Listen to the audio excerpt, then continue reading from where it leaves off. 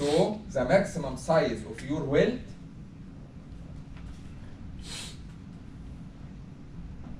so this one and this one, so the thickness here is quarter, so the maximum height is quarter. You cannot increase, so I will increase the length. If you would, that high, you would need for another top. You run it through the top of it. A lot of times they have a big cross section. I can tell you really, how you really build it up. Arch welding. Arch welding. Second example, which is the same like previous example, everything is the same. If the connection of the previous example includes both the 4-inch long longitudinal weld in the figure, plus additional 4-inch long transverse weld. Hey, I will add here transverse weld with length equal 4-inch. Can you tell me what is the new design strength? Okay, first, the nominal the nominal strength of this connection may be R N W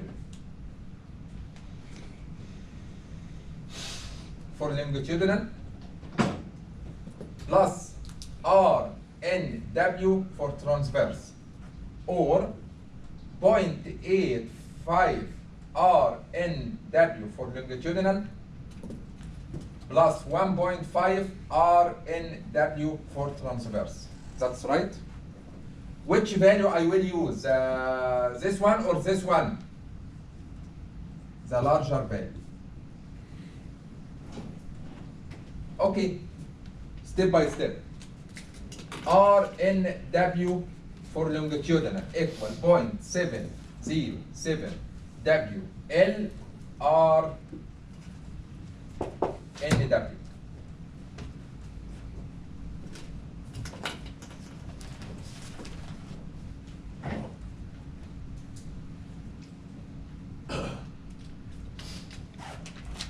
Point 707. What is the size of your weld?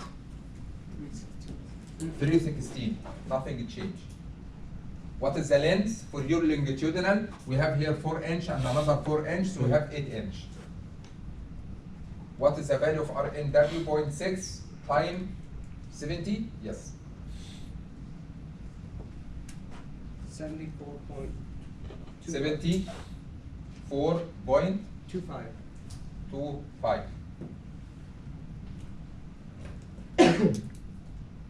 Are you sure about 74? No, it's 44.5. It's the same Oh, thing. sorry. It's the same value. I forgot to mark that 26. It's 44.5. Yeah. Same value you got. 44.5. 44.5. Okay. RNW for transverse will be 0.707 times your size 316.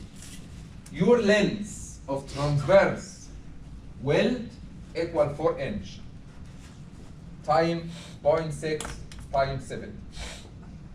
I think you will get the same value. I have this one, 22.25 Kelvin. We need to add them together, but by this one or this one. The first one is a direct addition, 44.5 plus 22.25. Your value will be 66.75. Second addition, 0.85 according to EISC time 44.5 plus 1.5 times 22.25. What's the second value? 71.27. 27. Okay. Which one is the biggest value? The second one. So your R nominal strength for this connection with longitudinal and transverse weld equal 71.27 Kep. Go ahead and multiply this value by phi, which equal 0.75. Your value will be 53.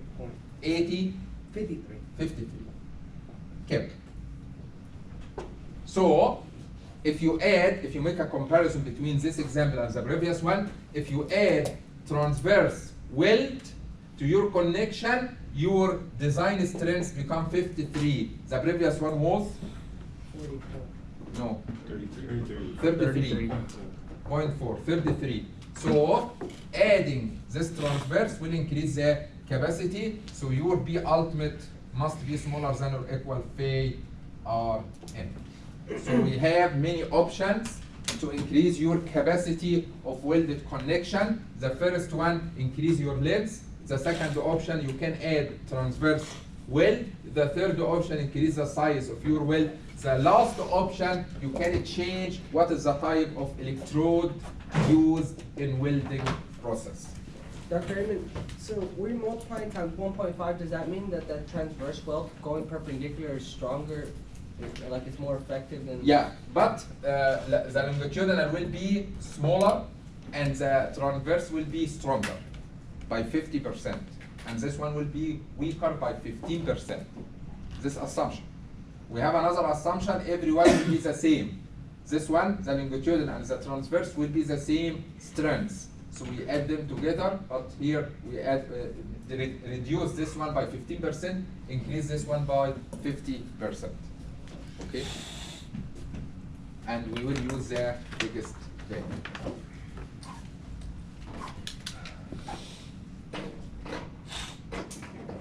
Welded connection is more easy. We don't have issue with bearing or tearing or whatever, but we have another option, another issue.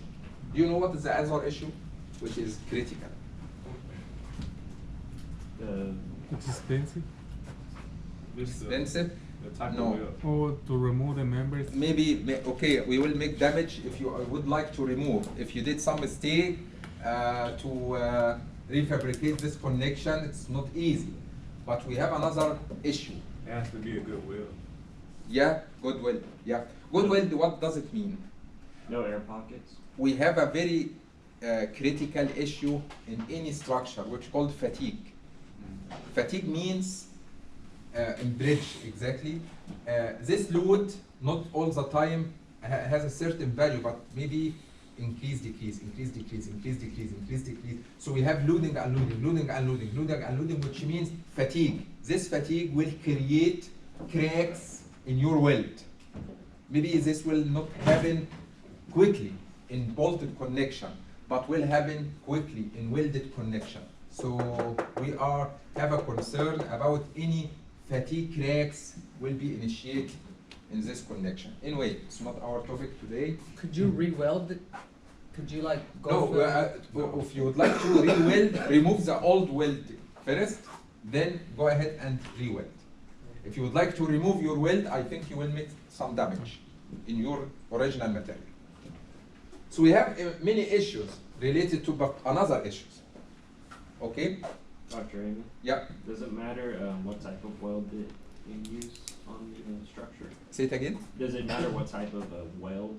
No, we don't care. But it doesn't make any sense to weld very, very, very strong material for weld and your steel not strong enough.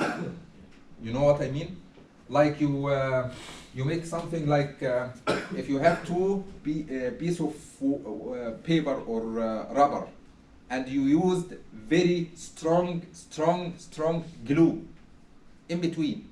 If you try to make fracture, I think the failure will happen in the material of the rubber itself or in the paper. So it doesn't make any sense to make very strong weld material and your steel not strong enough. So I can expect some failure in between the steel and the weld itself. Okay? So based on what is the grade of your steel, we have different grade. 36. 36, what's the F yield? 50? 50. No, 30. 58. 38. Yeah. And 58.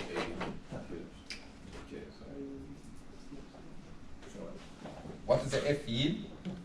For A992, what was the F yield? So what's the F yield for A36? 36, that's right? Yeah.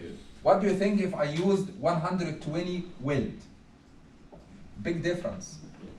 Big difference between this one and this one. That's right? So if you did weld, I cannot expect any failure in the material of your weld itself, but I can expect failure in between. Here is your steel, so I can expect failure at this location. Okay? Because your steel is very weak, related to your weld. So we need to do some balance. Anyway, so next time I will go through more complicated connection. All what we covered, connections for truss. But if you have connection between beam and beam, beam and column, between column and column, between column and base foundation of your structure. So what are the type of connection? We will cover all of this stuff, but using another software called RISA connection. Next slide.